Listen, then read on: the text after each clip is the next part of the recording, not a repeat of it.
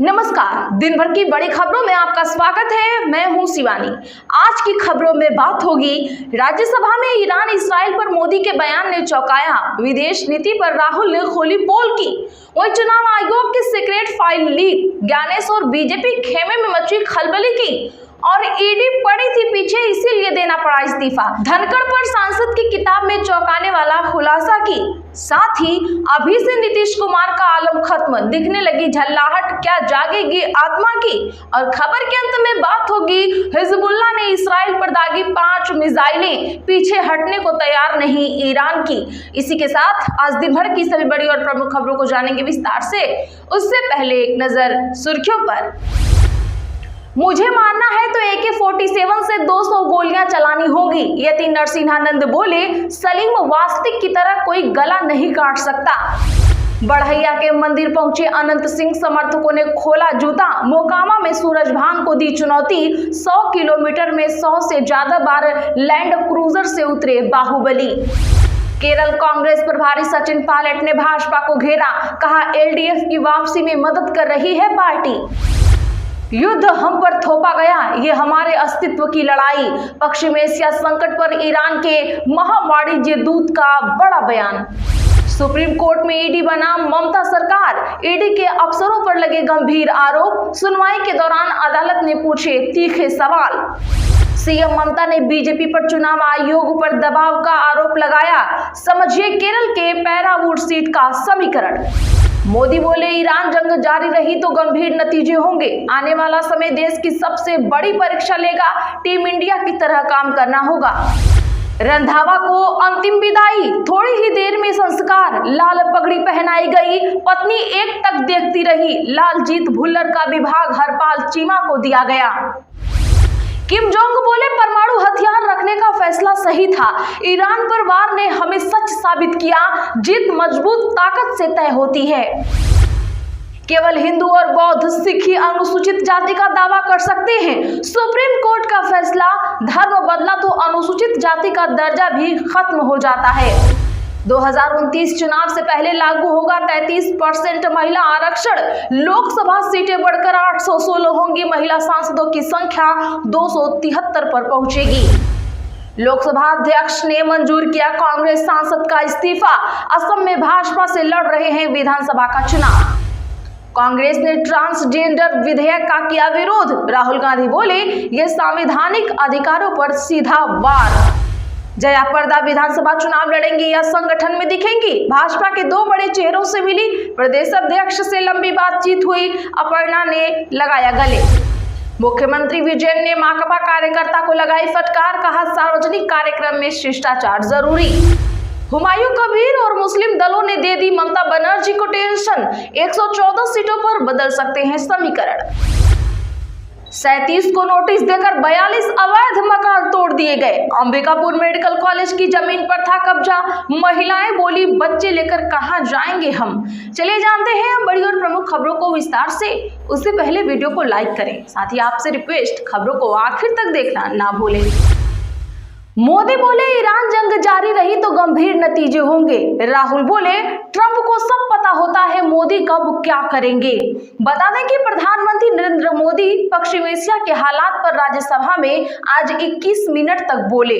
उन्होंने कहा कि अमेरिका इस्राइल की ईरान से जंग जारी रही तो इसके दुष्परिणाम होंगे, आने वाला समय देश की सबसे बड़ी परीक्षा लेने वाला है, इसमें राज्यों का सहयोग जरूरी है, टीम इंडिया की तरह काम करना होगा। उन्होंने कहा कि होर्मुज स्ट्रेट में हमारे जहाज और भारतीय क्रू फंसे हुए हैं, ये चिंताजनक है, हमारे व्यापार के रास्ते प्रभावित हो रहे हैं, गैस, तेल, फर्टिलाइजर्स जैसे जरूरी सामान की सप्लाई पर असर पड़ा है। वहीं एक दिन पहले पीएम ने लोकसभा में 25 मिनट की स्पीच दी थी। उन्होंने कहा था कि इस युद्ध के कारण दुनिया में जो कठिन हालात बने हैं उनका प्रभाव लंबे समय तक बने रहने की आशंका है, इसीलिए हमें तैयार रहना होगा। हम कोरोना के समय में भी एकजुटता से ऐसी चुनौतियों का सामना कर चुके हैं। जहां एक तरफ बीते दिन लोकसभा के बाद आज प्रधानमंत्री मोदी ने राज्यसभा में भी पश्चिम एशिया संघर्ष पर भारत सरकार का रुख साफ किया, वहीं दूसरी ओर संसद परिसर में पत्रकारों से बातचीत के दौरान कांग्रेस सांसदों और लोकसभा में नेता विपक्ष राहुल गांधी ने पीएम मोदी पर उनकी विदेश नीति को लेकर जमकर निशाना साधा। राहुल गांधी ने पत्रकारों से बातचीत के दौरान कहा कि भारत की विदेश नीति अब प्रधानमंत्री नरेंद्र मोदी की निजी विदेश नीति बन गई है। इस बात का असर हम देख पा रहे हैं कि यह एक मजाक बनकर रह गया है। पूरी दुनिया इसे मजाक मानती है। राहुल गांधी ने एक बार फिर पीएम मोदी पर अमेरिकी राष्ट्रपति डोनाल्ड ट्रंप के नियंत्रण में होने का आरोप लगाया। राहुल गांधी ने कहा कि पीएम मोदी पूरी तरह से ट्रंप के कंट्रोल में हैं। ट्रंप को पूरा पता है कि पीएम मोदी क्या करने वाले हैं और क्या नहीं। राहुल ने आगे चेतावनी देते हुए कहा कि अगर प्रधानमंत्री की स्थिति कमजोर हुई तो देश की विदेश नीति भी कमजोर हो जाएगी।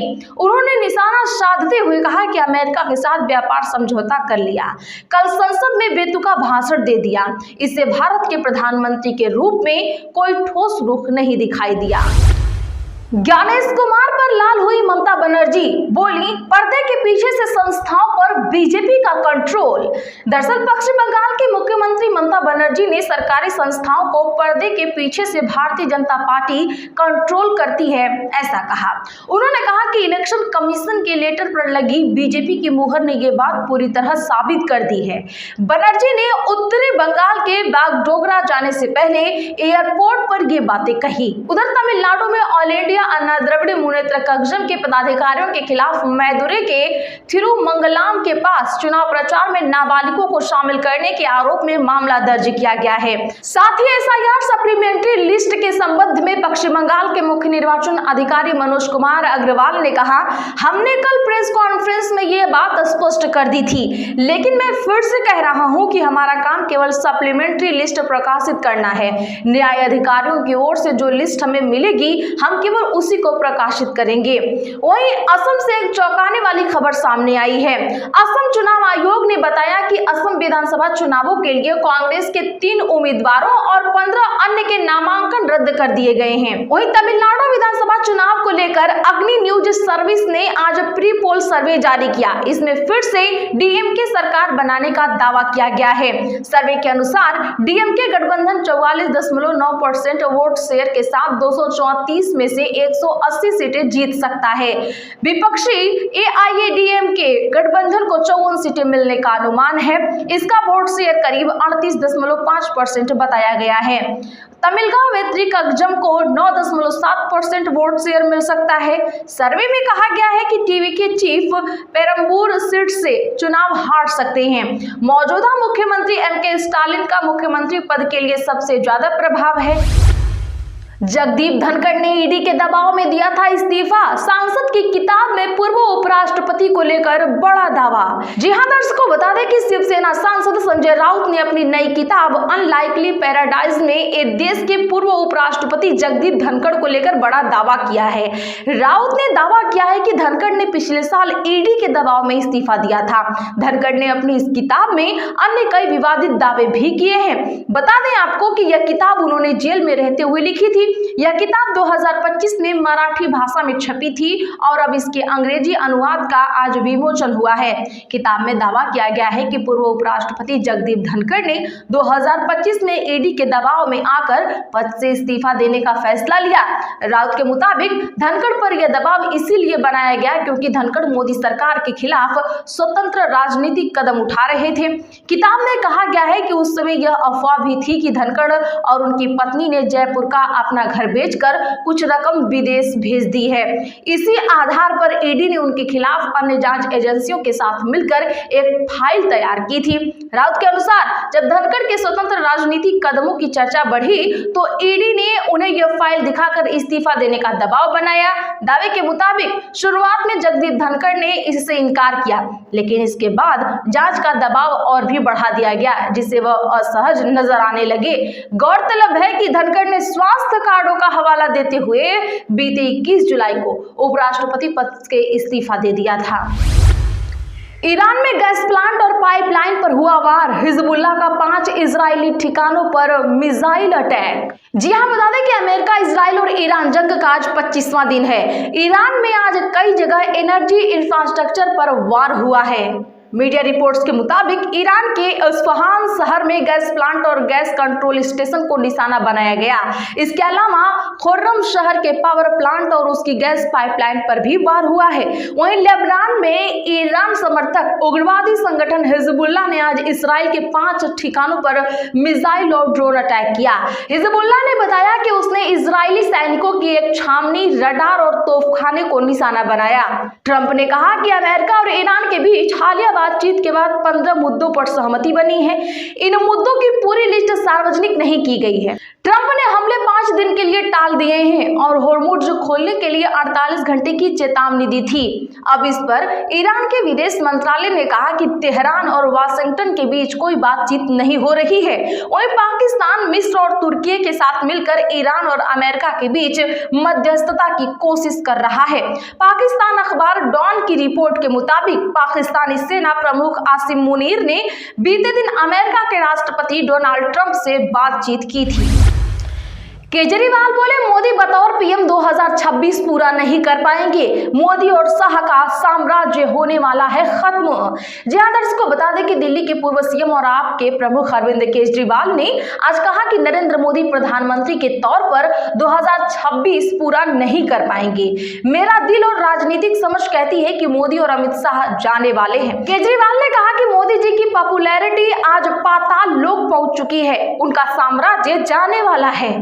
तो आज के लिए बस इतना ही। ऐसी ही खबरों के लिए चैनल सब्सक्राइब कर लें और बगल में घंटी के निशान को जरूर दबा लें। वीडियो को लाइक और शेयर करना ना भूलें।